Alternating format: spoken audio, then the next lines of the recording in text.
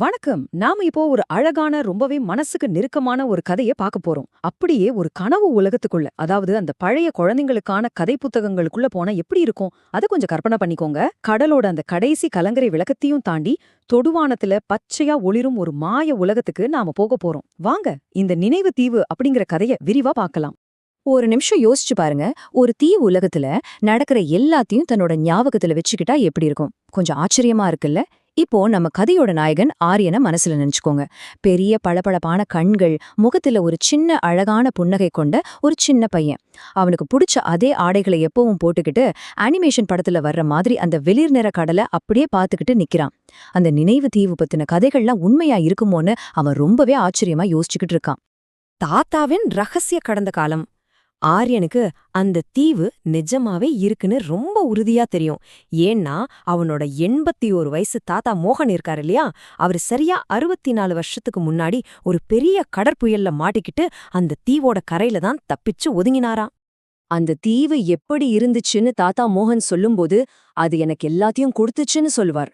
அந்த தீவு அவர் ஒரு சொர்க்கம் மாதிரி, ஒரு தாய போல பாதுகாத்துச்சான். சாப்பிடுறதுக்கு சுவையான பழங்கள், பார்க்கவே வண்ண கண்ணாடி மாதிரி சிறகுகளை உடைய வித்தியாசமான பறவைகள், இருட்டான ராத்திரியில மாயாஜால விளக்குகள் மாதிரி ஒளிரும் மீன்கள்னு அங்க எல்லாம் இருந்துச்சு. நினைக்கும் போதே சிலருக்குதில்ல. ஆனா அங்க ஒரு முட்டாள்தனமான தவறு நடந்துருச்சு. அங்கிருந்து மீட்கப்படுறதுக்கு கொஞ்ச நேரத்துக்கு முன்னாடி இளமை பருவத்துல இருந்த நம்ம மோகன் தாத்தா என்ன பண்ணிட்டாருன்னா, கொஞ்சம் பேராசையில அங்கிருந்து மரக்கிளைகள், பூக்கள், அப்புறம் அந்த ஒளிரும் மீன்களை எல்லாம் எடுத்து தன்னோட பைகள்ல நிரப்பிக்கிட்டாரு. உடனே என்னாச்சு தெரியுமா? அந்த தீவு அப்படியே இருள் அடைஞ்சிருச்சு. அது ரொம்பவே ஏமாற்றம் அடைஞ்சதா அவர் உணர்ந்தாரு. உடனே பயந்து போன மோகன் தாத்தா தான் எடுத்த ஒவ்வொரு பொருளையும் திரும்ப அதே இடத்துல ரொம்ப கவனமா வச்சுட்டு அந்த தீவிடம் மனதார மன்னிப்பு கேட்டாரு. மரியாதையுடனும் நன்றியுடனும் செல்.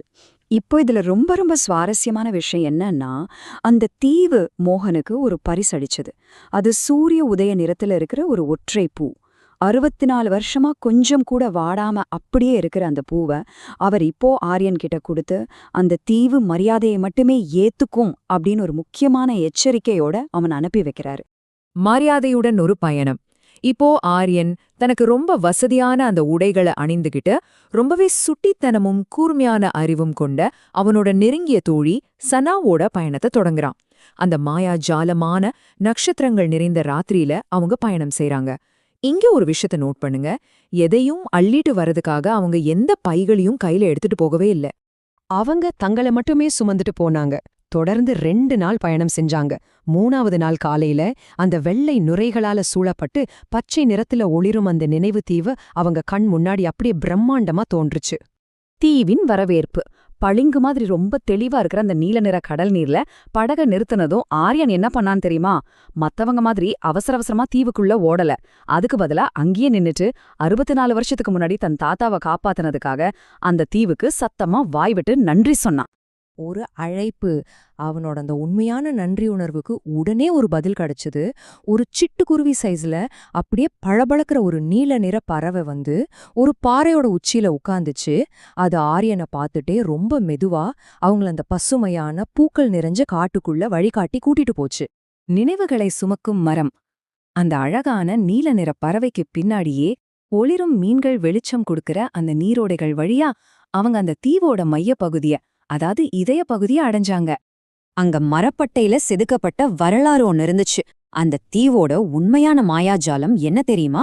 அங்க வெள்ளி கலந்த சாம்பல் நிறத்துல ஒரு பிரம்மாண்டமான மரம் இருந்துச்சு. அதோட பட்டைகள்ல மனிதர்களோட கருணை, அவங்க மீட்கப்பட்ட கதைகள், கடந்து வந்த புயல்கள்னு ஆயிரக்கணக்கான சின்ன சின்ன காட்சிகள் செதுக்கப்பட்டிருந்துச்சு. உலகத்துல நடக்கிற ஒவ்வொரு சின்ன விஷயத்தையும் இந்த தீவு எப்படி துல்லியமா ஞாபகம் வச்சிருக்கு அப்படிங்கறத இது ரொம்ப அழகா காட்டுது. அங்கதான் தாத்தாவின் மன்னிப்பும் இருந்துச்சு. தன் தாத்தா இளவயசுல தான் எடுத்த மீன்களை திரும்ப தண்ணிலே விட்ட பிறகு நிம்மதியா புன்னகைக்கிற அந்த காட்சி அங்க செதுக்கப்பட்டிருந்தத ஆரியன் பார்த்தான். அது அவன் தொட்டதும் அந்த பழமையான பிரம்மாண்ட மரம், உன் தாத்தாவை நாங்க மன்னிச்சிட்டோம் அப்படின்னு சொல்ற மாதிரி ரொம்ப மென்மையா அவனை நோக்கி சாஞ்சு ஒரு அசைவை வெளிப்படுத்துச்சு. உண்மையிலே அது ரொம்ப எமோஷனலான ஒரு தருணம். ஒரு பரிசு. அப்படியே உணர்ச்சி வசப்பட்டு அந்த குழந்தைங்க அந்த நீல நிற பறவைக்கு பின்னாடியே போய் மறுபடியும் தண்ணியோட விளிம்புல நின்னுகிட்டு இருந்த அவங்களோட படகருக்கே திரும்பி வந்தாங்க. ஒரு பிரகாசமான நீல நிற இறகு. அவங்க அங்கிருந்து கிளம்புறதுக்கு முன்னாடி அந்த பறவை ஒரு மின்சாரம் மாதிரி ஒளிரும் ஒரு பிரகாசமான நீல நிற இறக ஆரியனோட காலடியில போட்டுச்சு. வெற்று பைகளோடையும் முழுமையான தூய்மையான இதயத்தோடையும் வர்றவங்களுக்கு அந்த தீவு கொடுக்கற ரொம்ப அன்பான ஒளிரும் பரிசு அது. வீடு திரும்புதல். இப்போ அடுத்ததா என்ன நடக்குதுங்கிறது தான் ரொம்ப முக்கியம். ஆரியன் வீடு திரும்பி அந்த பிரகாசமான நீல நிற இறக தன்னோட தாத்தாவோட சுருக்கங்கள் விழுந்த கைகள்ல ரொம்ப மென்மையா வைக்கிறான். அது எங்கள தேடி வந்தது. ஆமாங்க, அந்த தீவு இறுதியா தன்னோட உண்மையான மன்னிப்ப வழங்கிடுச்சு அப்படிங்கறத தாத்தா மோகன் இப்போ முழுசா உணர்றாரு. அந்த நட்சத்திரங்கள் நிறைந்த வானத்தின் கீழ அவர் முகத்துல ஒரு புன்னுக விரியும் போது 64 வருஷமா அவர் மனசுல இருந்த ஒரு பெரிய பாரம் அப்படியே குறைஞ்சு காணாம போயிடுச்சு. இப்போ உங்களுக்கான கேள்வி இதுதான். உலகத்துக்கிட்ட இருந்து எடுத்துக்கொள்வதற்கு பதிலாக எதை நீங்கள் மதிக்க தேர்ந்தெடுக்கிறீர்கள்? இந்த விளக்குரை முடிவுக்கு வர்ற இந்த நேரத்துல நினைவு தீவு கத்துக் கொடுத்த அந்த அழகான பாடத்தை மனசுல வச்சுக்கோங்க. உண்மையான செல்வம் அப்படிங்கிறது இந்த உலகத்துல இருந்து நாம என்ன எடுத்துக்கிறோம் அப்படிங்கறதுல இல்ல, மாறாக எந்த அளவுக்கு மரியாதையோடையும் ஆழ்ந்த நன்றி உணர்வோடு நம்ம ஒரு விஷயத்த அணுகுறோம் அப்படிங்கறதுல தான் இருக்கு. உங்களை நீங்களே கேட்டுக்கோங்க. உங்க பைகளை நிரப்ப போறீங்களா இல்ல உங்க மனசை நிரப்ப போறீங்களா?